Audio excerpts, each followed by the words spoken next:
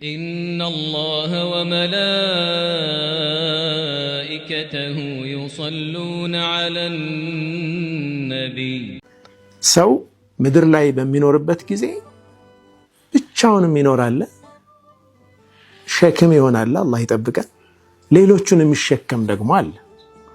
አየህ አንተ ዕውቀት እየኖረ ሲሄድ ሰዎችን በሚጠቅም ነገር ላይ በመተሰማረበት ጊዜ የሰዎችን ችግር ተሸክመህ የምትይዝ ሌላውን የምታገለግል ትሆናለህ ለዚህ ነው ነብዩ ሰለላሁ ዐለይሂ ወሰለም خير الناس انفعهم ከሰው ሁሉ በላጩ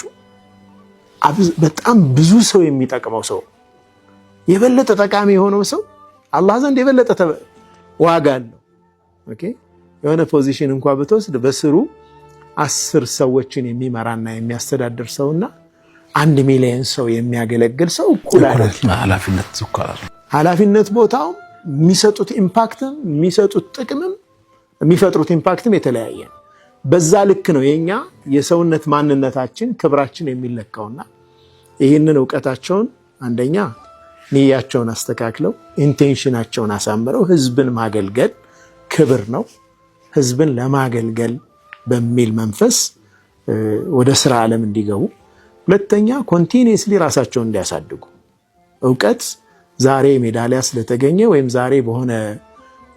ዲግሪ ወይም በዲፕሎማ ስለተመረቀ ይሄ የዓለም መጨረሻ አይደለም መጀመሪያ ከመነሻ ወደ አዲስ ነገር መንደርደሪያ መሆን አለበት ነው ወደ ሌላ ወደ ትልቅ ነገር አንዱ የህይወት ምዕራፍ ስለሆነ ነው ቤንችማርክ ሆኖ ከዚህ ነጥረው ወደሚሻል ነገር ለመሄድ የግድ ዩኒቨርሲቲ ገብተው ማስተርስ እና ፒኤችዲ ላይ ይዙ ይችላሉ ግን በቋሚነት ራሳቸውን የማስተማር ባህል ማደግ አለበት በየቀኑ ፕሮፌሽናሊ ማደግ ያስፈልጋል